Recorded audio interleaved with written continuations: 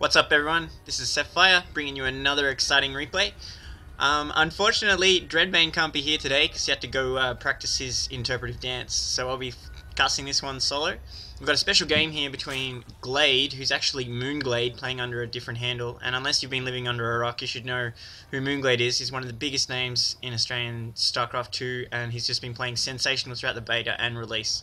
So he's spawning as the Blue Zerg, and cross-positional on Metalopolis is Nirvana. Now, Nirvana is a top Singapore player and widely considered to be the best Protoss from Singapore.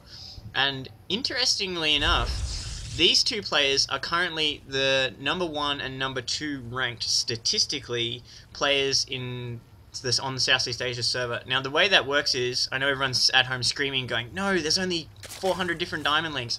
There's actually indexing now done by RTS Sanctuary and a few other websites where they pull all the data off community sites and then put all the diamond leagues and all the platinum leagues together and then base it statistically off, and #1 is Moonglade and #2 is Nirvana. Now, that's not to say they are the best players in Oceania. They're definitely up there, but those statistics alone aren't enough to go on. You've got to base it on more than that. Interesting little move there by Nirvana, who cancelled his gateway when he saw the drone coming in, and then relayed it. So a little bit of timing loss there by Nirvana, who's a little bit worried by that drone looking to mess his placement up, but he did get his gateway down. Looks pretty standard from both players, with Moonglade going for, looks like 13 pull into 14 gas, so pretty standard opening from both players.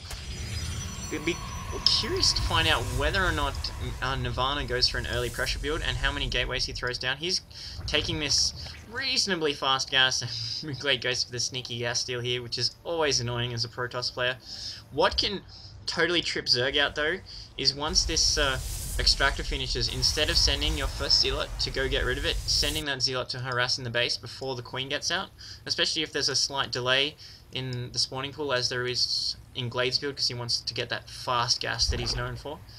So I imagine, looking at these rally points, that Nirvana's going to send a zealot to get rid of that sneaky extractor steal, and we are seeing a tech-based build with the cybernetic score, so he can either transition into heavy tech early on, or even a few more gateways to really put the pressure on Moonglade. But right now, Moonglade hasn't turned down that expansion. He's just pushing out his economy, getting these first speedlings online, as well as the research, which, you know, is a massive benefit of that fast extractor. I like this opening as a Zerg player, simply because it means that you get your speedlings online before you expand. And for those of you who haven't, there's a really good guide to that on Team Liquid forums by Chef, talking about Zerg vs Protoss openings, and it's a really good discussion of how effective speedlings can be before you get your expansion online. But we are seeing Nirvana get rid of this extractor, which is going to slow down his tech build a little bit, while we see this wall in, and Nirvana not taking the bait there, his zealot not moving off, allowing Moonglade to get a few free hits on his gateway. So pretty good play from Nirvana there, not interested in losing any ramp position, which is absolutely crucial, and Moonglade's just going for an Overlord sacrifice to pick up information here, and it looks like he's going to lose it, which is a bit unfortunate, but he got that information. He saw the second gateway going down, so he has a fair idea of what Nirvana's going at this point. But Nirvana wisely hasn't thrown down his tech yet, so he was waiting for that scout to go down, so I'll be curious as to whether he throws down another gateway or puts a tech building up finally.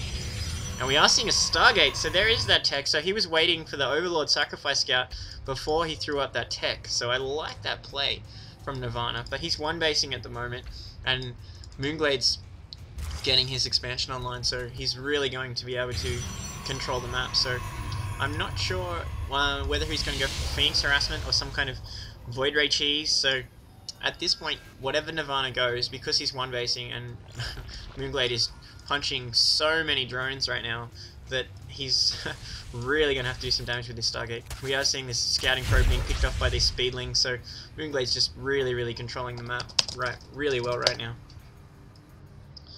One thing it is interesting though is the delay on this warp gate research. He's bought a couple of chrono boosts on it, but he hasn't really invested too heavily, and we are seeing that Phoenix come out while Moonglade goes for carapace upgrades with no lair online yet. So he's really investing into this speedling map control build just looking to deny expansions while he transitions, but there's no lair tech, not whatsoever right now. He's just really trying to control the ground game and relying on his scouting, so that he might be caught out a little by this Phoenix. It's just going to come down to how well he can micro his overlords and his queens, because at this point this Phoenix is going to have a field day depending on how well they hunt. But it looks like Nirvana, being the sneaky player that he is not interested in tilting his hand just yet, and is not sending the first Phoenix. You see a lot of Terran players do that with their first air unit. They'll get their first Banshee out and then immediately send it to harass. So I like this play by Nirvana, even Chrono boosting to get another Phoenix online, so he's got 2 now. So he could really think about harassment. There's like these few positional overlords that he could pick off for free, while Moonglade is just macroing up pretty hard right now and getting this massive ground defense, but he really has no any other than his queens. So these Phoenixes should be able to snipe a lot of overlords when they are actually sent out. Looks like they're waiting for the 3rd here, while he throws down Twilight Council, presumably for charge lots or blink stalkers. I'm not sure which upgrade he's going to go unless he's just going to go straight into Templars, but I don't think he has the gas to support doing that just yet. He is taking that expansion though, so he will get his economy back up, but he needs to do some damage with this Phoenix harass. He's really invested a lot into it, taking the first overlord now, so I'm not sure what Moonglade's going to respond to. He's got 3 queens out now, but no creep in between, so they will get this first overlord. He really needs to snipe off quite a few more, but he's on the hunt now. Picking up drones as well, not going for overlords, just looking to harass as much as possible. Cannot lose a Phoenix, crucial that he keeps all of them alive at this point. Just doing the drive-by with that sneaky run by there, picking off overlords with that laser that I don't know how it fires on the grow, but it does, and it seems to never miss, so pretty amazing Protoss technology there.